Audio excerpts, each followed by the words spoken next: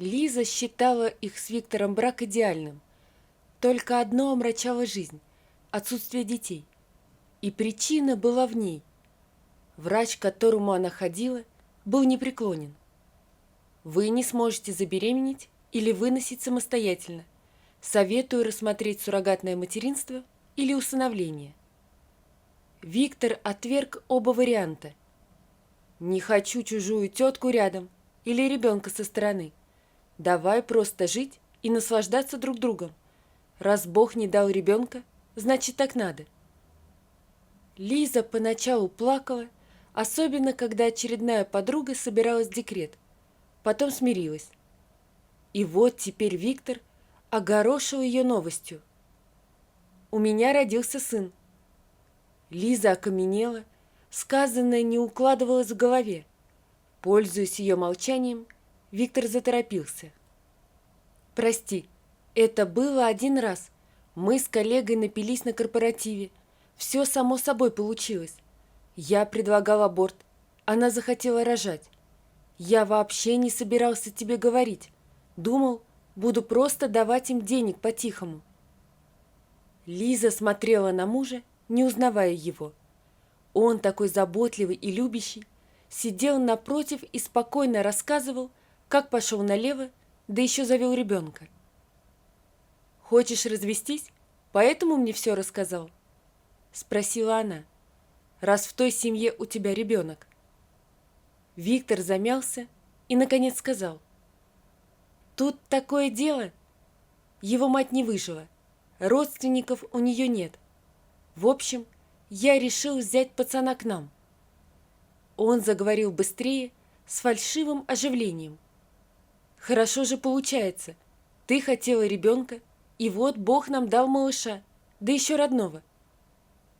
«Он издевается», — подумала Лиза и разозлилась на мужа, который вывалил на нее такие новости. «Это тебе он родной, а мне никто», — ответила Лиза. «Я к нему и близко не подойду, если принесешь его сюда». Виктор рассердился. «Лиза, что за дела? То ты готова взять чужого ребенка из детдома, то брезгуешь сыном от родного мужа. Считай, что его родила суррогатная мать, и теперь он наш». Лиза не верила ушам. Она не успела переварить новость об измене мужа, а теперь оказывается, что символ его предательства всегда будет рядом. А Виктор ждет, что она обрадуется. «Как у тебя складно получается», — сказала она наконец. «Одна скончалась, вторая в запасе осталась. Там не сложилось, значит, можно тут остаться». «Глупости. Я бы с тобой не развелся, даже если бы та женщина была жива. Нас с тобой столько связывает. Я верю, что ты меня в беде не бросишь. Ребенку нужна мать. Женщины лучше знают, что делать с младенцем. Ты к тому же готовилась, книжки всякие читала. Я на тебя рассчитываю». «Значит, ты ошибся в расчетах», — сказала Лиза. Она ушла в спальню и там разрыдалась в подушку. Через 2 дня Виктор принес ребенка домой. «Это Артем, Тема», — сказал муж, разворачивая одеяльце. У Лизы сжалось сердце. Артемом она хотела назвать своего сына. Наверное, Виктор хотел сделать ей приятное, расположить младенцу. У Лизы же появилось чувство, будто над ней смеются. Бог не дал ей Артема, подарил его другой женщине. «Лучше бы меня не стало, все были бы счастливы», — подумала она. Виктор протянул ей ребенка. «Держи, смотри, какой хорошенький, похож на тебя». «Не неси ерунду», — разозлилась Лиза, делая шаг назад. «Я сказала, что трогать его не буду. Это твой ребенок, нянчись сам». Позже разглядела малыша. На нее он, разумеется, похож не был, да и на Виктора тоже. Смуглый, чернявый, а муж был блондином. Наверное, в мать пошел, подумала Лиза брезгливо. Она понимала, ненавидеть младенца глупо.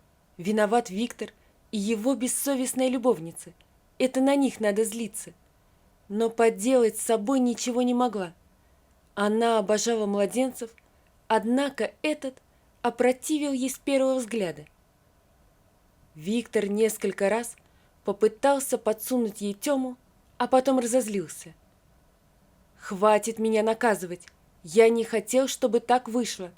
Теперь деваться некуда, и ты должна помогать. Мы ведь женаты. В горе и радости. Помнишь такую клятву?» Про измены мужа и чужого ребенка там ничего не говорилось. Отрезала Лиза. Ночью ребенок несколько раз просыпался, требовал то бутылочку, то поменять памперс. Виктор каждый раз долго ворочался и горестно вздыхал, прежде чем встать. А утром Виктор возмутился. «Так нечестно, к ребенку встаю только я». «Потому что он только твой», — напомнила Лиза. «Хоть покорми его, пока я схожу в душ», — взмолился муж. Лиза демонстративно скрестила руки на груди и не двинулась с места. «Что я буду делать, когда начну работать?» — спросил Виктор, который взял отгул на несколько дней.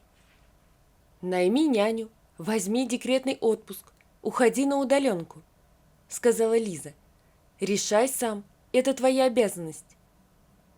«Какая удаленка с ребенком на руках? Это невозможно». «Женщины как-то справляются, а ведь они слабый пол», — сказала Лиза. Бессильная ярость в глазах мужа хоть немного удовлетворила ее обиду. Через 2 дня Лиза проснулась от истошного младенческого крика, который раздался прямо над ухом. Открыв глаза, она увидела Тёмину кроватку. Виктор зачем-то перетащил ее из детской спальни, да еще поставил рядом с Лизой. «Виктор, твой сын плачет», — сказала она. Муж не отозвался, в кровати его не было. Под плач Лиза обежала квартиру, Виктор будто испарился. Трубку он тоже не брал. Хоть вещи на месте, значит, не сбежал. С облегчением подумала она.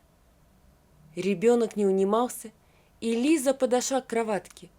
От мысли, чтобы взять его на руки, пробирала дрожь. «Может вызвать опеку?» — подумала она и представила, как малыша забирают. Виктора лишают прав, ребенок остается в детдоме, никому не нужный и нелюбимый. Такого, по мнению Лизы, не заслуживал никто. Еще можно бросить его так, пока Виктор не придет. Пришла в голову новая мысль. Лизе стало противно от себя самой. Она взяла Тему на руки и понесла к пеленальному столику. Виктор пришел поздно вечером, так и не ответив на ее звонки. «Как вы тут? Все хорошо?» — бодро спросил он. Проснулся материнский инстинкт? Пробудилась женская природа? Лиза молча подошла и отвесила ему сильную обидную пощечину. «Ты что себе позволяешь?» — разозлился муж. «Это за то, что снова меня предал». «Где предал-то? Подумаешь, попросил посидеть немного с ребенком». «Ты не просил, а ушел тайком. Бросила на меня своего сына, даже не поинтересовался, хочу ли я с ним сидеть, как не спросил мое мнение, когда забирал его.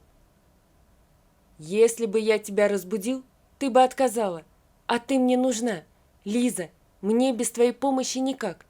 Ну, прости, что изменил, это была такая глупость. Помоги мне сейчас, я же без тебя утону». Муж схватил ее руки, прижал их к губам. Как бы ни злилась Лиза, в ее душе шевельнулась жалость. Мужа она любила по-прежнему, хоть тот и нанес ей сильную рану. «Ладно, на первый раз прощаю», — сказала она. «Но если провернешь такое еще раз, уйду. Я завтра же найду няню, обещаю», — заверил ее Виктор. На следующий день он заболел, лежал с температурой. Поднимать вчерашний разговор в такой атмосфере было глупо, и Лиза, стиснув зубы, ухаживала то за мужем, то за младенцем. Только выздоровел Виктор, слег Тёма. Лиза смотрела на раскрасневшегося от жара младенца, искала в себе жалость и не находила. Однако она выхаживала Тему, пока муж был на работе, носила на ручках, чтобы успокоить.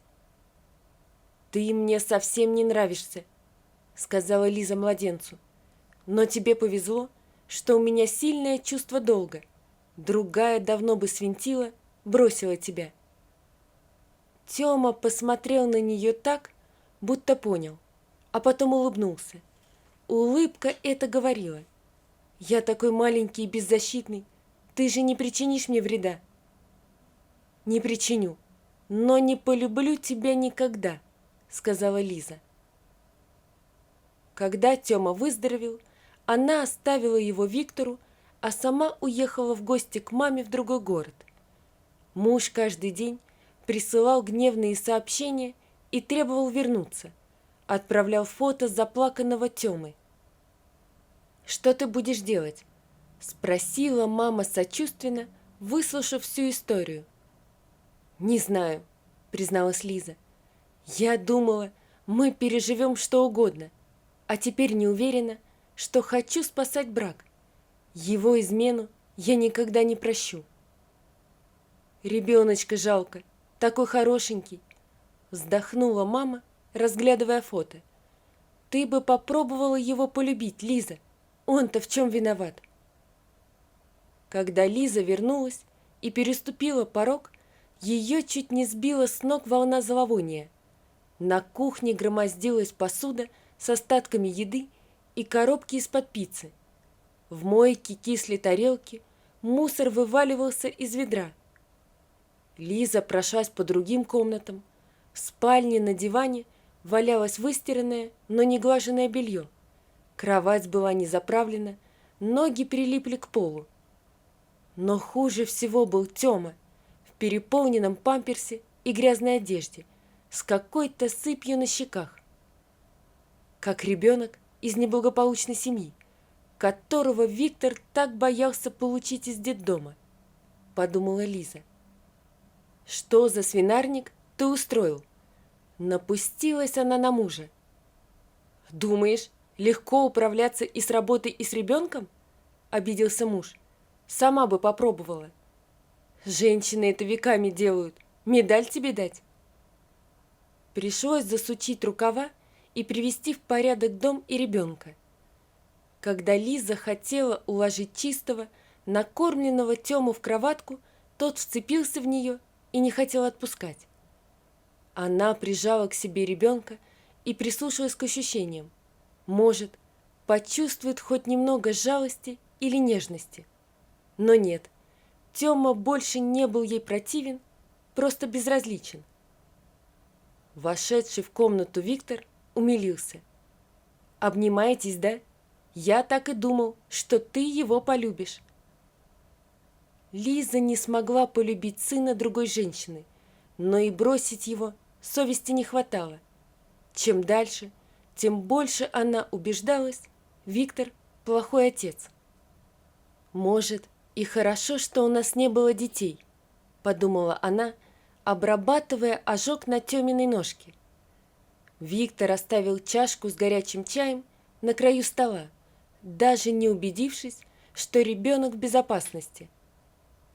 Она сама не заметила, как превратилась именно в ту, кого хотел видеть Виктор, в Тёмину мать. Мальчик даже начал ее так называть, а она перестала вздрагивать от этого. Виктор был доволен. «Как я счастлив, что мы стали настоящей семьей», — сказал он однажды. Лиза отмолчалась. Она испытывала лишь глухую тоску, потому что поняла, она не только не любит ребенка, она разлюбила и самого мужа. Когда Тёме исполнилось 3 года, Лиза решила уйти. В тот день Виктор пришел поздно и нетрезвый. хотя обещал вернуться пораньше и отпустить ее погулять. А мальчик капризничал весь день. «Хватит с меня», — вдруг решила Лиза. Она побросала вещи в сумку и, пока Виктор храпел, подошла к двери. «Мама, ты куда?» Вдруг окликнул ее Тёма. Он стоял на пороге своей комнаты в одной пижаме. «Скоро вернусь, иди спать», — ответила Лиза. Тёма кивнул, а потом подбежал и обнял ее ручонками. Глядя на его доверчивое лицо, Лиза поняла: если уйду, для него это будет страшным ударом. Это ведь все равно, что потерять маму еще раз. Она отнесла Тему в постель, подождала, пока он уснет, и пошла разбирать сумку. Теме было 6, когда Виктор позвал ее на разговор. «У меня есть девушка, и она беременна», — сказал он виновато. Лиза расхохоталась, чем изрядно напугала Виктора.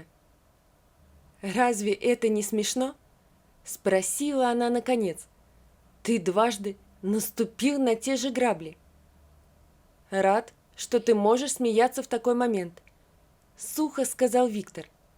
«Вообще-то, я хотел обсудить с тобой развод». Он выжидающе посмотрел на Лизу и скривился. Думает, закачу истерику и готовится защищаться, поняла она. «Развод так развод», — легко согласилась она. «Я давно тебя не люблю. Наверное, с того момента, как ты бросил меня одну с ребенком и свинтил на работу». «Опять ты про это», — поморщился Виктор. «Такие косяки не забываются. Ладно, скоро мы избавимся друг от друга. Желаю счастья вам 4: тебе, твоей жене, Теме и вашему новому члену семьи». «Тема со мной не едет. Я отправлю его к бабушке». «То есть? Как это к бабушке?» — не поняла Лиза. «Моя невеста беременна. Ей некогда возиться с еще одним ребенком. А потом маленький родится. Ты же помнишь, какие младенцы крикливые. В общем, у моей мамы Теме будет лучше». «Избавляешься от старой семьи?» — спросила Лиза. «Нельзя же выкинуть Тему как вещь». «Тебе не все равно? Ты сама его ненавидишь. Думаешь, я не заметил? Он тебя мамочкой зовет, а у тебя лицо, будто ты что-то неприятное унюхала». Краска бросилась Лизе в лицо. Ей стало мучительно стыдно, потому что Виктор угодил в больное место. Она привыкла играть роль матери, но в душе по-прежнему было пусто. Ей казалось, она научилась это скрывать. Но вот почти бывший муж ее раскусил. «Я Тему тебе не отдам», — вдруг заявила Лиза. «Ты прав, я его не люблю, но у нас обоих есть перед ним долг. Нельзя сначала заботиться о ребенке, а потом его выкинуть. Это разрушит его мир. Если ты взял на себя обязательства перед человеком, их надо держать. Это то, чего ты никогда не поймешь». «Как ты его заберешь? Ты ведь официально ему никто», — усмехнулся Виктор. «Так давай сделаем меня его матерью, пока не развелись. А если не согласишься, я испорчу тебе жизнь. Начну с твоей подружки. Она знает историю про погибшую любовницу. Знает, как ты поступил со мной». «Не думал, что ты такая мстительная», — сказал Виктор. «Мать готова порвать кого угодно за своего ребенка. Ты же хотел, чтобы я ею стала». Развод оформили быстро, как и усыновление. Тема так и не узнал, что его мама приемная. Лиза беспокоилась, как мальчик переживет уход отца. Но Теме развод дался даже легче, чем ей. «Сказать секрет, мама?» — спросил он однажды. «Я тебя люблю сильнее, чем папу, сильнее, чем всех вообще». Тёма крепко обнял ее. Лиза погладила его по волосам и с удивлением почувствовала отголосок нежности. Вот такая история, друзья. Напишите, пожалуйста, что вы думаете об этой истории. Не забудьте подписаться на канал и поставить лайк. Всего вам доброго. До свидания.